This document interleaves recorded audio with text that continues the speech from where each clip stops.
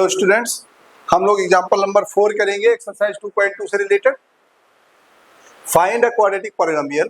एक quadratic polynomial find out करिए। The sum and product of whose zeros are -3 and 2, जिसका सम दे रखा है, सम ये दे रखा है और प्रोडक्ट दे रखा है ये दे रखा है। तो आप एक क्वाड्रेटिक इक्वेशन बनाइए। Find the quadratic equation. तो देखो बेटा, सोल्यूशन में क्या करना होता है, let quadratic polynomial be ax square plus bx plus C. ये क्वाड्रेटिक पॉलिनोमियल का जर्नल फार्मूला है, यानी जर्नल फॉर्म है।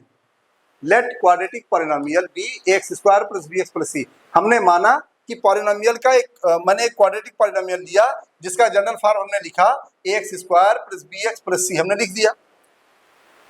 अब यहाँ पर क्वाड्रेटिक पॉलिनोमियल का जनरल फॉर्म हमने लिख दिया एंड इट्स जीरोज। और इसके जीरोज क्या होते हैं, alpha and beta, alpha and beta. यानी हमने क्वाड्रेटिक पॉलिनोमियल का जनरल फॉर्म लिख दिया और अल्फा और बीटा लिख दिया। तो हमने क्या सोल्यूशन किया, let quadratic polynomial be x square plus B x plus c and its zeros be alpha and beta. अब अल्फा प्लस बीटा कितना होगा, तो हमें पता है फार्मूला माइनस बी अपान ए होता है, माइनस बी अपान ए होता है। तो अल्फा प्लस बीटा कितना है भाई, alpha plus beta some of zero. देखो सम ऑफ जीरो यहां दे रखा है -3 दे रखा है,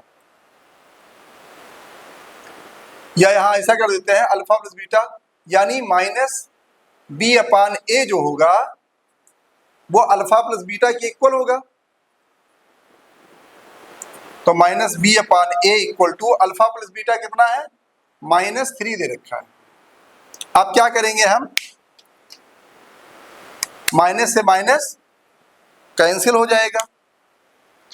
अच्छा, इसके साथ साथ हम अल्फा इंटू बीटा भी साथ में लेके चलेंगे। सी अपान ए होता है अल्फा इंटू बीटा, यानी सी अपान ए इक्वल टू हो जाएगा अल्फा इंटू बीटा। इसको भी रखिए आप, C upon A equal to alpha into beta कितना है, 2 है। अब यहाँ पर देखिए b अपान ए आया है 3 और c अपान ए आया है 2। इसके अपान में कुछ नहीं है तो हम क्या मान लेंगे, 1 मान लेंगे। क्या मान लेंगे, 1। अब देखिए यहाँ पर दोनों का डिनोमिनेटर सेम है, यहाँ 1 है और यहाँ 1 है, तो बहुत अच्छा है। इसको ऐसे ही हम कंपेरिजन कर लेंगे। अब बताइए a बराबर कितना आ गया, आप बोलोगे सर a इक्वल टू 1 आ गया, बहुत बढ़िया। b कितना आ गया, आप बोलेंगे सर 3 आ गया, बहुत अच्छा। c कितना आ गया, आप बोलेंगे सर 2 आ गया, बहुत बढ़िया। यानी a, b और c तीनों की वैल्यू हमें आ गई है। अब हम इन तीनों वैल्यू को उठाएंगे और इस जनरल फॉर्म में क्या करेंगे, रख देंगे, जनरल फॉर्म में रख देंगे। तो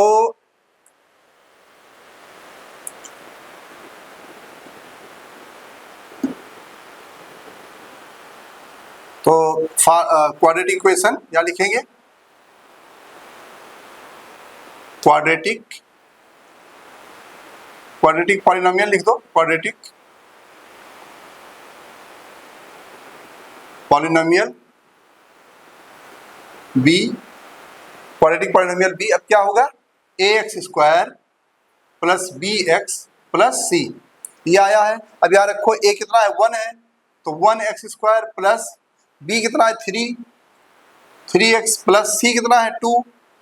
तो 1 तो हम लिखते नहीं है, डायरेक्ट लिखेंगे x square plus 3x plus 2। तो ये हमारा आंसर आ गया। यानी हमें क्या करना पड़ा, इस चीज को आप समझें। यहां पर हमें क्या क्या करना पड़ा। सबसे पहले हमने माना कि एक quadratic polynomial X square plus B x plus C है जिसका अल्फा और बीटा, जिसके जीरोस 2 हैं, अल्फा और बीटा। ठीक, अब alpha plus beta equal to minus B upon ए होता है और alpha into beta equal to होता है C upon A. Alpha plus beta यानी सम ऑफ जीरोस दे रखा है -3। सम ऑफ जीरोस का मतलब होता है अल्फा प्लस बीटा। तो अल्फा प्लस बीटा -3 दे रखा है, हमने minus B upon A equal to alpha plus beta इस तरफ लिख दिया, क्योंकि हमें वैल्यू पुट करना है। -3 रख दिया, माइनस से माइनस कट गया, b upon A equal to 3/1 लिख दिया। अभी हम इसमें कोई छेड़खानी नहीं करेंगे, सॉल्व आगे करने का प्रयास नहीं करेंगे, क्योंकि हमें ए की वैल्यू यहाँ पर दोनों का एक जैसा आना बहुत जरूरी है। अगर नहीं आ रहा तो हमें पहले एलसीएम भी लेना पड़ेगा।